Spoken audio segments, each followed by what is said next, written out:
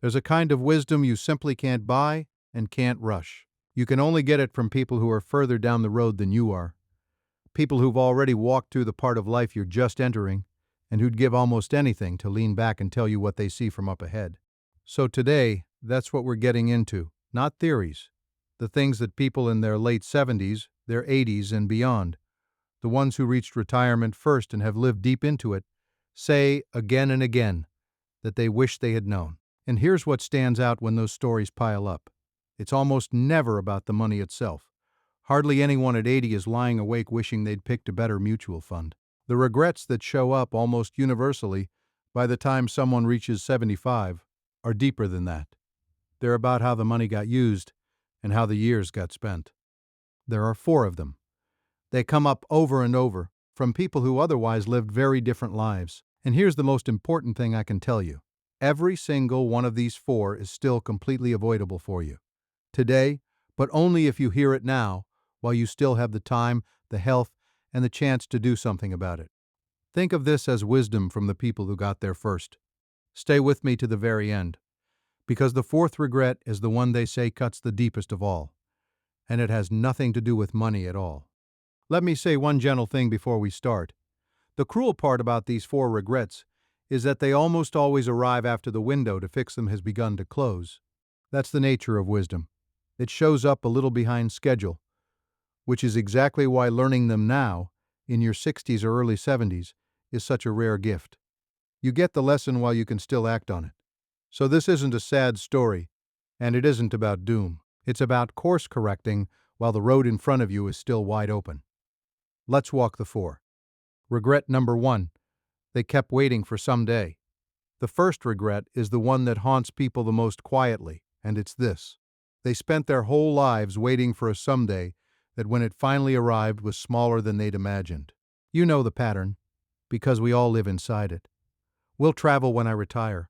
We'll slow down once the house is paid off. I'll finally do that when there's time. Life becomes a long act of deferral. Work now, enjoy later. Save now, live later. Postpone the good stuff to a someday that always sits just over the horizon. And it makes perfect sense in your 40s and 50s. The trouble is that someday has a hidden expiration date, and nobody tells you when it is. Here's the piece the people who got there first understand in their bones. And it matters now. Retirement isn't one long, uniform stretch. It comes in seasons. There are what people call the go-go years, usually your 60s into your mid-70s, when you're retired and still healthy and active enough to do almost anything you want. Then come the slow-go years, when you're fine, but you start picking your adventures more carefully. And eventually the no-go years, when health quietly draws the boundaries for you. Those go-go years, the active ones, are the shortest and most precious of the 3, and they are happening right now, for you. Sit with how short that window really is. We spend 40 years working toward retirement, and then the truly active do-anything part of it might last only a decade or so before the body starts gently negotiating the terms. A decade, that's the prize at the end of a lifetime of effort. And it is not refundable, and it does not wait. Every year you spend it in not yet, is a year you don't get back at the other end. The regret is that so many people spend those irreplaceable go-go years still in deferral mode, still waiting, still saving for a someday that arrives, just as the knees give out. There's an old woman in every one of these conversations. Let's call her Margaret, 82 now, who'll tell you with a particular ache in her voice that she and her husband kept putting off the big trip until it was the right time, and the right time never came. His health turned first, and the trip never happened. That's the regret. Not that they didn't have enough money, that they had the money and the years and kept waiting for permission that only they could give. Stop waiting for someday, if your finances are sound. And we'll get to that next. Start spending some of your go-go years on the things you've been deferring now while you're in them. Someday is not a day on the calendar. It's a decision you make today. Regret number 2. They were too afraid to spend their own money. The second regret follows the first like a shadow, and it's the one many people never expect because it's the exact opposite of what we're all afraid of. We spend our whole lives terrified of one thing: running out of money in retirement. And that fear is so powerful that for an enormous number of people it never switches off, even when it should. So here's the surprising truth. The people who got there first keep discovering, often too late. The far more common regret isn't overspending, it's underspending. It's reaching the end with a fortune they were too frightened to ever enjoy. And the numbers here are genuinely startling. One major study found that about a third of retirees still had 100% or more of their savings by their mid-80s, meaning they never touched the principal at all. In many cases, their nest egg actually grew while they aged. Other research found the average retiree withdraws only about 2% of their savings a year, half of what's generally considered safe. Studies have found many retirees pass away with the large majority of their wealth fully intact. They saved their whole lives for a freedom they then refused to spend. And here's the most telling number of all. When retirees are asked, around 70% say they wish they had spent more on travel and experiences and family while they were younger and healthier. Almost nobody at the end wishes they'd been more frugal. Why does this happen? It's not greed, it's fear, and it's a habit. After 30 or 40 years of disciplined saving, you simply cannot flip the switch. Saving feels safe and responsible. Spending feels reckless and dangerous, even when the numbers say you're fine. Surveys have found that more than half of retirees fear running out of money more than they fear death itself. So they live, year after year, like they have a fraction of what they actually have. The couple with $2.5 million living like they have 400,000, postponing the trip, skipping the visit, denying themselves the very life all that saving was supposed to buy. Here's what that looks like in real life.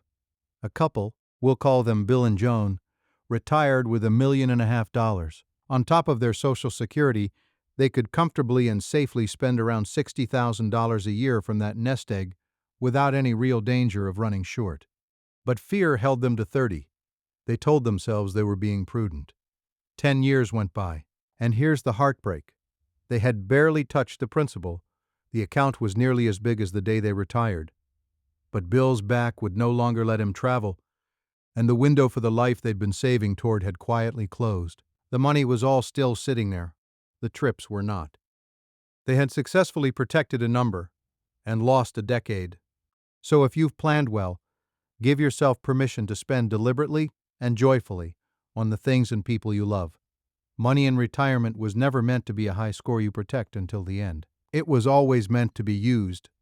The goal is not to die with the most, it's to live with the most. And part of feeling comfortable using your money in retirement is understanding how that money is positioned in the first place. For many Americans over 50, most of their retirement savings are tied to the stock market, and we all know how unpredictable that can feel, especially when you're no longer working and you're depending on that money to last. That's why some retirees look beyond just stocks, bonds, mutual funds, and real estate. One option people often don't realize exists is a gold IRA.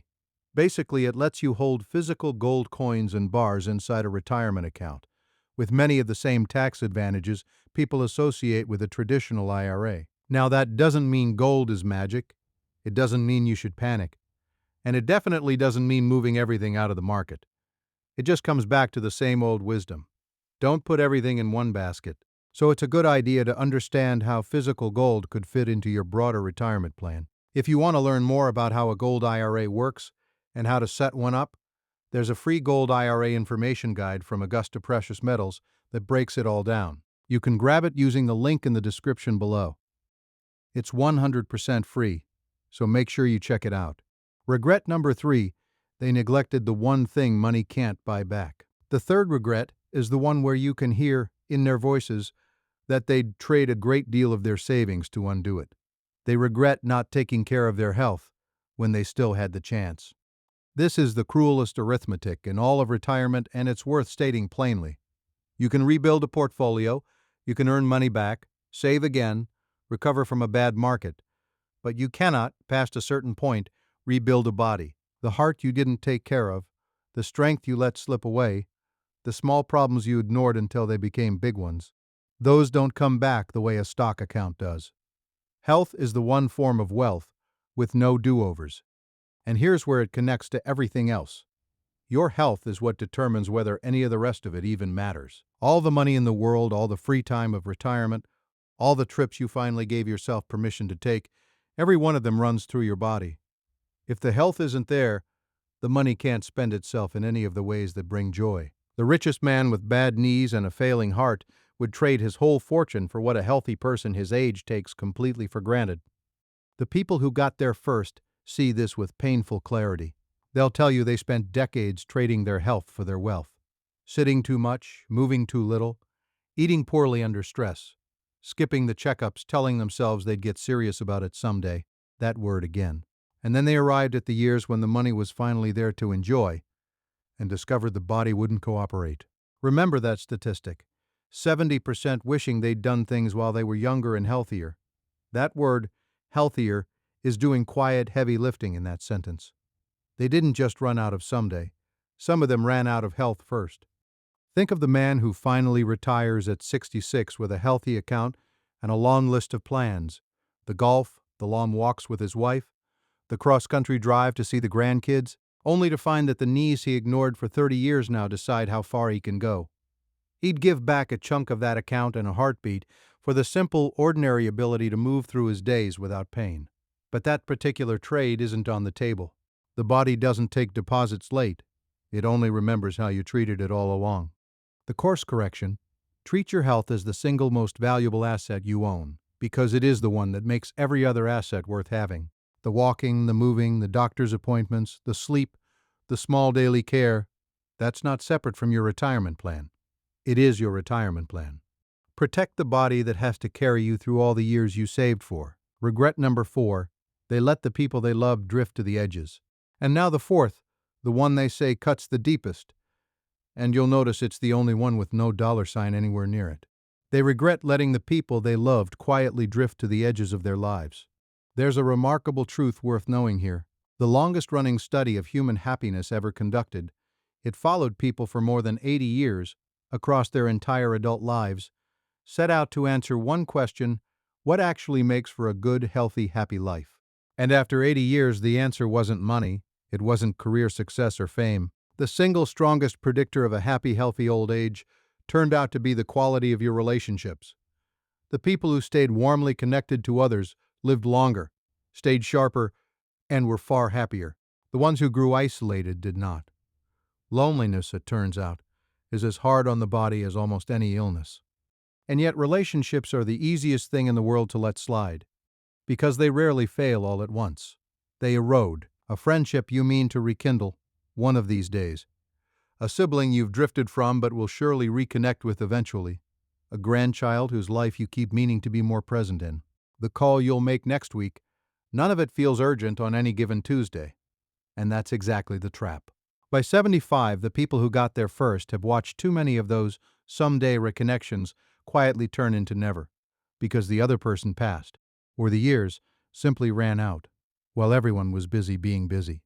When people reach the end and speak honestly about regret, two themes come up again and again. I wish I hadn't worked so hard, and I wish I'd stayed in touch with the people I loved. Not one of them says they wish they'd spent more time at the office, or grown their account a little larger. At the very end, the ledger that matters isn't financial at all. It's relational.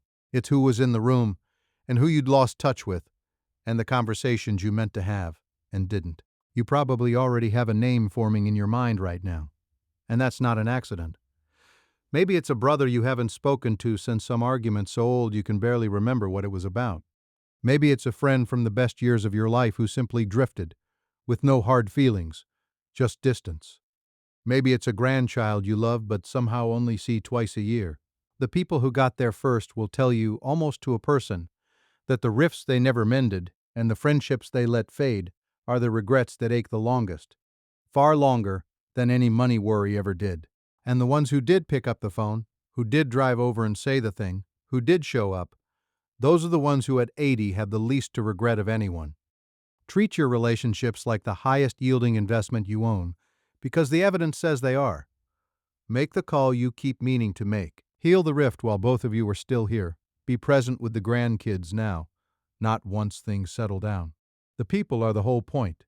Everything else was always just supposed to support that. Now step back and look at the four together, because there's something quietly profound in what's missing. Look at the list: waiting too long to live, being too afraid to spend, neglecting health, letting people drift. Notice what is not on it. Not one of the four is "I wish I'd saved more." Not one is, I wish I'd earned more, or picked better investments, or retired with a bigger number. The people who got there first, the ones with the clearest possible view of how it all turns out, almost never regret the money itself. What they regret, every time, is the life the money was supposed to buy, and didn't.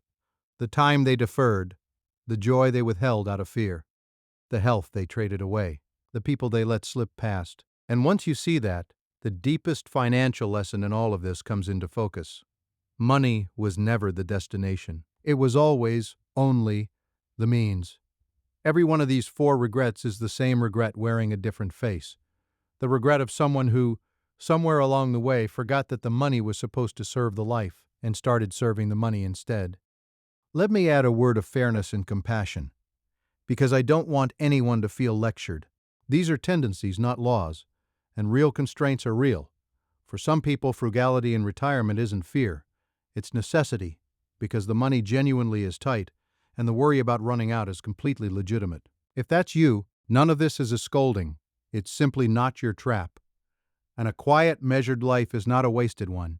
Plenty of people find deep contentment in simplicity, and that's beautiful, not a regret. The point of all four was never recklessness. It was balance and intention, and not letting fear or habit quietly steal a life you've actually earned. And here's the most important grace of all. Some people do everything right. They live, they spend, they tend their health, they love their people well, and still face hard losses and illness that were never their fault. These four regrets aren't a formula that guarantees a perfect ending. They're just the gentlest, most hard-won advice from people who can see what's coming, offered so you can carry a little less of it than they did. The people who got there first can't go back and rewrite their own four regrets. That window has closed for them. But they can do the next best thing. They can hand the map to you. And here's the quiet, hopeful truth underneath this whole thing. You still have, right now, the very things they say they'd give anything to have back. You have time, you very likely have your health, or enough of it to protect. You have people still here to call, and you have money that you are allowed, encouraged even, to actually enjoy. So don't wait until 75 to learn what they learned at 75. Start today, in small ways. Live a little sooner. Spend a little freer. Move your body like it matters, because it does. And call the person you've been meaning to call. Today, not someday. That, in the end, is the whole inheritance the people who got there first are trying to leave you. The money was always just the means. The life was always the point. Go live it, while it's still yours to live.